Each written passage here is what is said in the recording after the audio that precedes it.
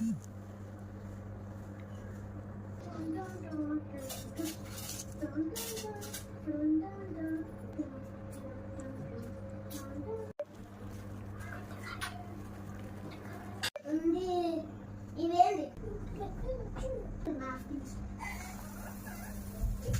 అందరికి, చూసారా ఏం చేస్తున్నాను?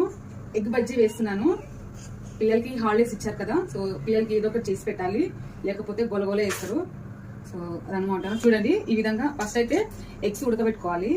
ఉడకబెట్టిన తర్వాత ఈ శనగపిండి ఏదైతే ఉందో అందులో చూసారా ఎగ్స్ అయితే వేసాను, ఫుల్ ఎగ్స్ వేసాను అనమాట. ఇక్కడ వచ్చేసి చూడండి ఎగ్స్ కట్ చేసి అనమాట హాఫ్ ఆఫ్ వేస్తున్నాను. ఇప్పుడు కొన్ని ఇలా వేస్తున్నాను అనమాట.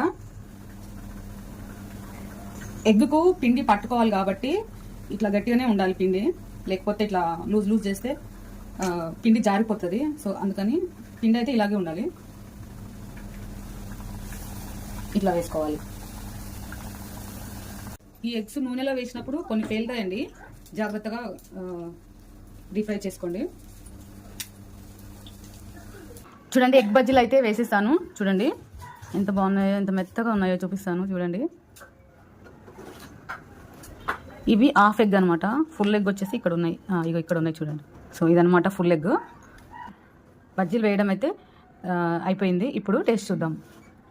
ఇప్పుడు కట్ చేసుకోవాలండి. చూడండి ఎంత బాగా వచ్చిందో. ఇప్పుడైతే పిల్లలకి ఇస్తున్నాను. యమ్మీ యమ్మీ ఎగ్ బజ్జీ. ఇక పన్నా మా పండుగ అయితే వీటి కోసం ఏడుస్తూ ఉండు, ఎప్పుడు చేస్తాం మమ్మీ అని. వాళ్ళ కోసమే కదండి మనం ఇంత కష్టపడేది. సో ఏం చేసినా వాళ్ళ కోసమే కదండి. సో అందుకని పిల్లల్ని ఎప్పుడు హ్యాపీగా ఉంచాలి, హ్యాపీగా చూసుకోవాలి. సో అదనమాట. ఎట్లున్నాయమ్మా? ఎట్లున్నాయి పను? లేట్గా చేసి ఇచ్చినామని కొంచెం ఏడ్చిందనమాట. సో అందుకని చెప్పట్లేడు సరిగ్గా.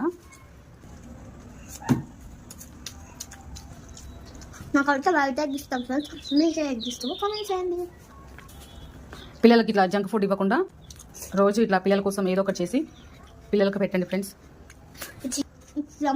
యమ్మినా?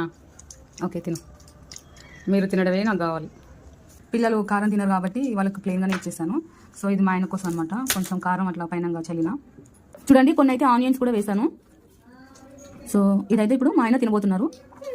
ఓకే ఫ్రెండ్స్, వీడియో నచ్చిందా? అయితే లైక్ చేయండి, సబ్స్క్రైబ్ చేయండి. Bye friends.